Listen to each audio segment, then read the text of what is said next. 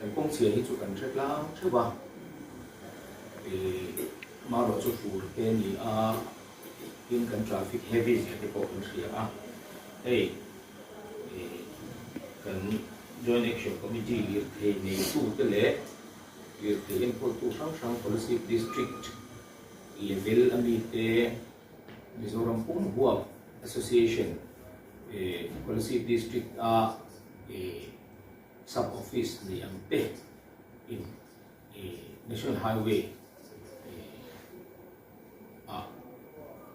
agitation lantir tuma nung lantir tuma ni somya papua khan press release te po siamin press conference te po mo so mikal zela chuan ma kan la ani som papua ve ka khan country rolin kan senior SP te kan officers te ne an mani som telin kami ni ve ka khan NHIDCL officials te Mizoram PWD National Highway Division 3 and 2 te le akonsan puimo ni ke ma ni zone kan han create the chin te opin ka in ko min this conference hall la sei ho na an ne ya so ka chuan meeting minutes te ko ai chuan ani so kan meeting minutes te ko chu concern ne na kan te ka chu ta re da na chuan NHIDCL tele Mizoram PWD ian he kan kong kwar che su la an thei na zong zonga boulder ni mo katiang an a required material fill up a rolling thane turin thukluk na kan siama tin kan senior SP telamit traffic management elfai tak siama himi kong harsat na azo tu te lir te nei tu te tin school nau kam ten an nei lo na tura huam an siam turin thu na kan siam boka tin working group he National Highway kan district tangtlang tu Mizoram Suaka Mizoram on namatang Mizoram Luka hi asiam na contract NHIDCL noya tele PWD noya te thok tu sang an oma chung ho na en pui tu chuan working group siamania chu ta chon kan SU thari chairman ani nge to na voina order kan ti chok mananga tin kan han rel le achu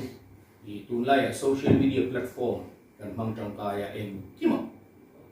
dedicated WhatsApp group siama chuan at mang chi song chu seng lua kan vaya a stakeholder song in journalist kan ni mo NGO kan ni mo contractor te ni mo PWD ni mo NHIDCL ni mo kan monitor plan the na tura WhatsApp group ti ko kan siama ni song chu ti lokin ani chove to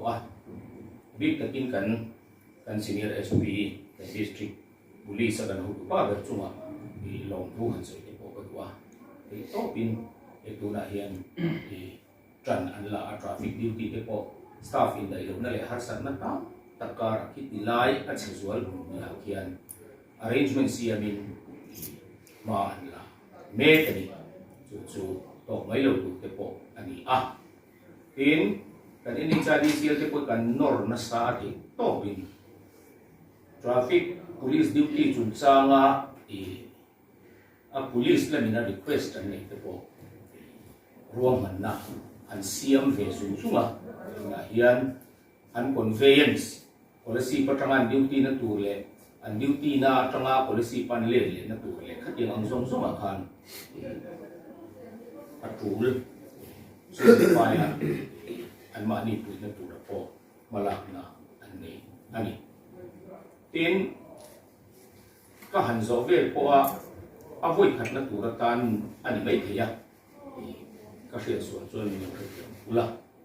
nimin maya khan NHIDCL te po an contractor te mi som panga hun pe in kong che zuan lai potholes le ditches fill ani theina tura siam thata roll that ani theina turin mi som panga hun an pe na le kha kan donga chu chu ni lo khriat sak bukula chuan chu diang bok chuan kan PWD National Highway te ko sat guru hong ne na khriat tir na ni na ti chu oka chung zong chu ulu taka kan monitora kan enjoy tu ni ti kha kan in khom na kan dan kan sui kan tin kan meeting hian hil tha hring chu tam tak ania rot na tam tak aron lu ta chung zong chu ulu takin kan lo record ta kan halak na min pui tu poi mo tak ani zel do na ni ti ka kan sui ka so to phoka chuan yang hi boina ni som ni le pat ni oga sang ni le som ni pali dar soma lungoy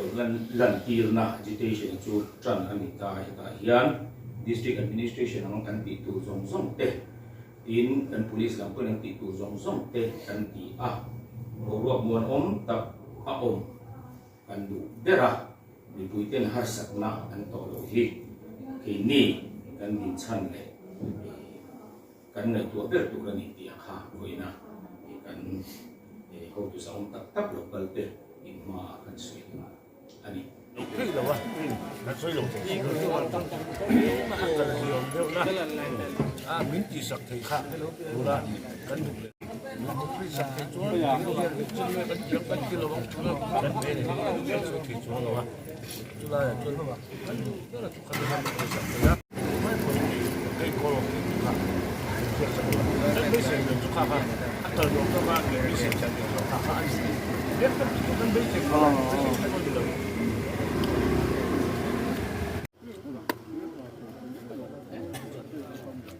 Yan lihat ini tak